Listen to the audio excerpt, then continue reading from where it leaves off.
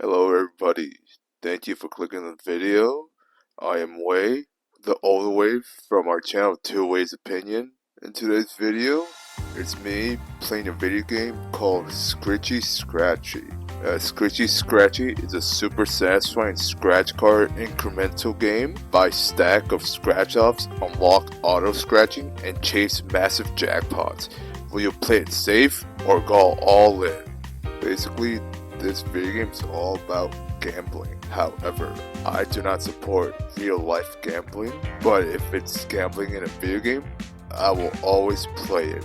The reason why I decided to play this video game is because I watch a YouTuber play this game and I'm like, oh, that's kind of interesting. I want to try it. So I bought the game and then I just jumped right in. And I'm like, I am gonna 100% this video game. And, it was a mistake. I didn't watch any videos on how to, do it the most efficient way. So legit, I think the total playtime for this video game is about 16 hours, maybe 17 hours. And it was the most painful 16 hours of my life because I didn't know how to do anything efficiently. I essentially thought that this game was like an idle game where I'll just click a few buttons and then afterwards I could just do something else and put it in the background, but I learned very early on that this is not one of those idle games. You have to pay really close attention to what you're doing, because if not, then one mistake can actually cause you a lot of pain. In that moment of me being unfocused, it just caused me so much pain, because once you get into depth, it's makes the game progressively harder for you, because it either is gonna make your ticket costs increase, or it's gonna make your tools that you use to make the game go by easier, a lot more harder to use. Essentially, you start off the game by cleaning dishes to make money so that you can buy scratch off tickets. You can win more money. And essentially, the game gives you a catalog of 4 different types of scratch off tickets, and each one is progressively better, but the better it gets, it means that there's a highly likelihood of you failing more, because the higher the payout of the ticket means that the higher the likelihood of you not getting money or losing money was much more prevalent than the lower tickets. You essentially just want to continually make more money, because this game is simply just not, oh, I scratch ticket, I get money. No. This whole game gives you a whole lot of mechanics that helps you win money or helps you scratch ticket for you. They have a skill tree where you can invest prestige points so that you can either make more money from tickets, or you can invest in machines or tools that they give you to make it easier to scratch off tickets. It would have been so much easier for me if I just learned how to read / click on buttons that would make my life easier in the game, because I think it took me 6 hours to realize that I put points into the skill tree, and afterwards I'm like, oh my god, I've been making this game harder on myself for no reason. And what's even worse, if you look at my gameplay, you're legit look at me click on the things, but then you click the other thing so that you can use your skill points, and I'm just looking at it and not clicking it, reviewing my gameplay. I'm like, damn, I can't believe I was that dumb. I keep talking about items, but I never really told you guys what items there are. So here, I'll give you a whole list of items that help you throughout the run. So one is the trash can. If you get a bad ticket, instead of collecting it when I did in my first few playthroughs of the game. You can literally just throw it out so that you can just not get the consequences of that ticket.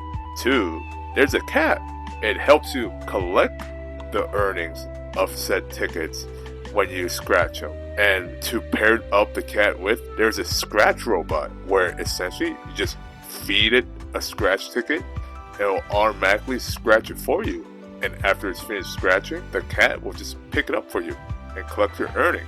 3, there's a fan that blows all the tickets into the robot for you. The 4th one, I believe, is a timer that makes the flow of time faster so that you can do everything quicker. Like the machine gets quicker, the cat scratching gets quicker.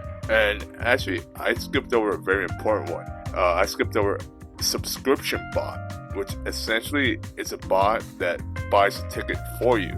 So you select the ticket that you want to buy, then subscription bot will continuously buy the ticket for you, so that when it buys it for you, it just falls on your desk. The fan will blow the ticket into the machine. The machine will then scratch the ticket, and then your cat will just pick up the ticket and collect your earning.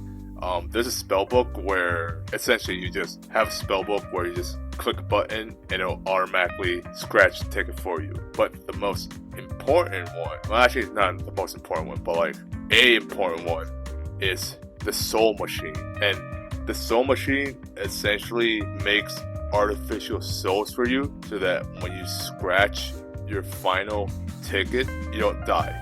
And I know I skipped a bunch of steps, but essentially you have a final ticket where if you scratch it and you lose, you die. The machine just makes more souls and the tickets just use up the souls for you. And besides these trinkets, there are skills that you can upgrade with the money that you get on the right hand side of your screen. That includes your scratch luck, the size of the coin that you're using, and the coin itself. You pay money to increase the size of your coin or to get a better coin and to increase the odds of the likelihood of you getting a jackpot so that you can win more money, so that you can just buy more scratch tickets or buy the final ticket to progress to the end game. Pros, if you want to get like a dopamine hit when you like get a jackpot or even a super jackpot, you're just like, oh my god, so much money, number go big. Or it's a relatively inexpensive game, play for it as long as you want, and then once you're done, you're like, yeah, that's what I expect for a $7 game. For the cons, if you don't like repetitive gameplay, then this is the definition of repetitive gameplay. You buy tickets, scratch off tickets, get money, lose money, do it all over again. 2, you have to scratch the tickets by moving your mouse left and right, and by the end of the game, my wrists were hurting a lot because of how much I was scratching. But there is a mode where the developers put in where you can like just click and hold so that you can scratch, you don't hurt yourself, but I didn't click on it. I bought the game initially, I'm like, oh my god, this is so cool. And then maybe after like 1 or 2 gameplay, I'm like, okay, I kind of done with the game, but I have to persevere because I told myself 100% this game or go home.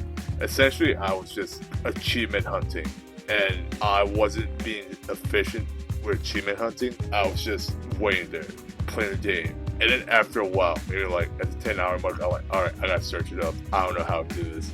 And if I just read the achievement beforehand, I could probably like maximize the amount of achievements I could get in one playthrough. Because I think, like thinking about it now, I could probably like min-max certain achievements into like one playthrough. So I could like get maybe like click off 4 or 5 of them at one go. But I just told myself, oh, this is gonna be easy. No, it wasn't. I would probably rate this game a 6 out of 10. Maybe a 5.5 out of 10. Because is it fun? Yes. In the beginning, it is very fun. But after you learn the gameplay, then you're like, okay, this is repetitive and boring. If you were like watching something else, then yeah, sure. Watch something in the background while you're playing this. Kill two birds with one stone. For the difficulty, I think it's pretty straightforward. So maybe it's like a 2, maybe 2.5 if you don't know how to read like I do. If you are gonna try 100% like I do, I would recommend you just honestly reading all the achievements and then I don't know, put in an Excel sheet how many of them you can do in one run and how many runs like directly you can do without wasting your time if you're trying to 100%. But if you're trying to like just have fun, I am warning you, it is very repetitive.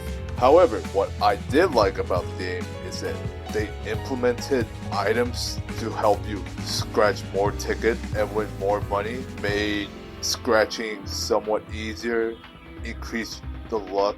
Also, the skill tree. Who would have thought if you read what skill tree did, how useful it would have been in your many playthroughs to be faster at the game. I think the biggest dopamine hit that I got from playing this game was when I 100%ed the whole game, and the very next thing, I just uninstalled the game, and I'm like, thank God I don't have to play this game anymore. Now, does it sound harsh? Yes, but when I just sat through 16 hours of just scratching tickets, I'm like, no, I'm completely done. I don't want to play this game anymore. Unless they added more stuff into the game, the likelihood of me coming back is not that high.